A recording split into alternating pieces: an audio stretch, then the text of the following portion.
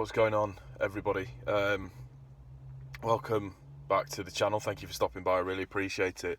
I was considering having gameplay footage out today, but obviously given the events of yesterday in London, one thing and another, I was kind of watching the news more than just kind of getting ready to edit a gameplay and everything and bring that up. And I kind of felt like I wanted to talk about it a little bit and have a bit of discussion, I suppose, or air my opinions about it, really. I think it's probably the right way of saying it. I think first and foremost that it's appropriate that we pay our respects to the people that have lost their lives. Send thoughts and prayers for the people who are currently in a critical condition or injured condition in hospital, and especially to the policeman who lost his life at the same time as well, doing his job in his line of duty. He got up that morning, going to work, expecting to come home, and that's not the case, and he leaves behind obviously his wife and his children at the same time as well, and that's an incredibly sad situation. Often with these types of things that happen, these atrocities, and that's what they are, there's no other way of describing them, they are an atrocity. It is, I suppose it's been treated as a terrorist attack. It is a terrible situation, and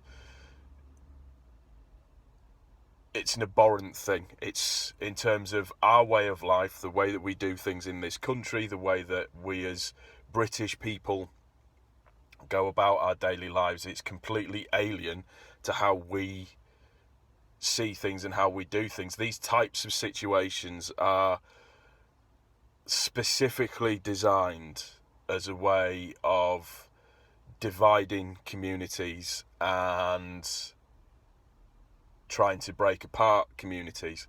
The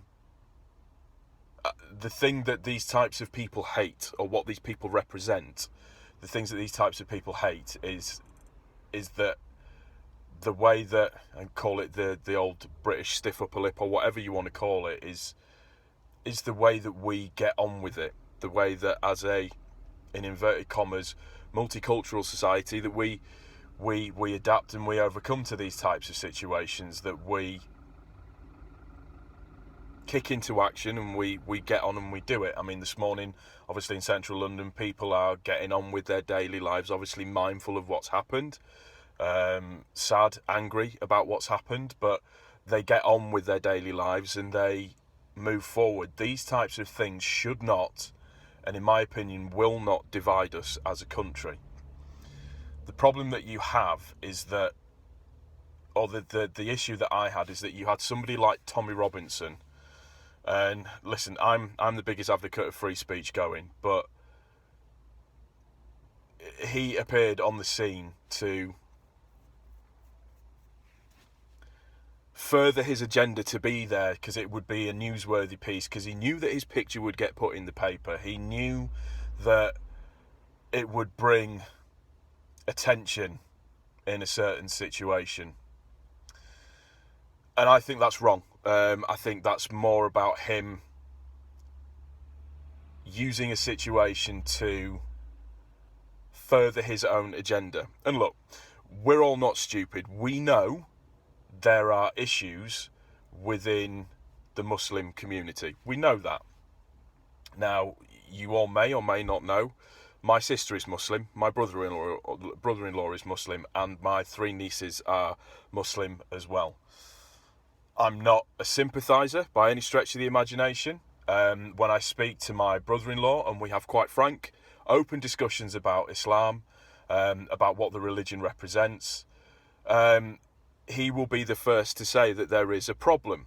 And there is a problem with disenfranchised young Asian men who become radicalised because they are, quote unquote, an easy target to be radicalised. Now, I'm not saying that any religion is perfect by any stretch of the imagination. There is good and bad in everything.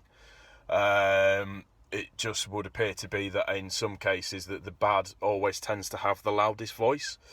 I can only speak on my own experiences within the Muslim community, and I speak to something that is, in terms of, very close to my own heart, which is obviously my mum passing away 5 months ago. Now, when my mum passed away, we were obviously at my sister's, and if I say to you that the Muslim community came out in force to help us given at that time.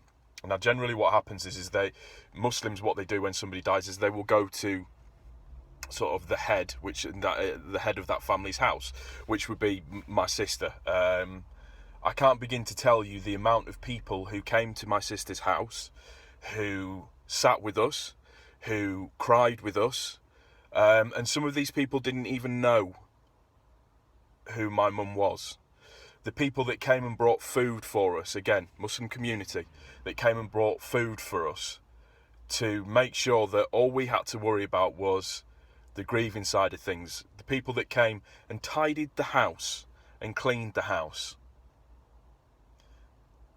That is the Islam that I'm familiar with. That's the Islam that I understand. My brother-in-law's mother, who is what you would probably call a traditional Muslim lady, has never been anything other than... The best way that I can describe it is she treats me like her own son. I go to her house, and I've been quite a few times. She always says that I don't eat enough, that I need to put on more weight. She always feeds me. She always makes me feel incredibly welcome. And she always shows me a lot of respect at the same time as well, as I show her, because I'm in her house. And while, yes, I think it is important that we need to understand that there is an issue within the Muslim community, and I think it's down to the scholars and the elders need to come forward, and they need to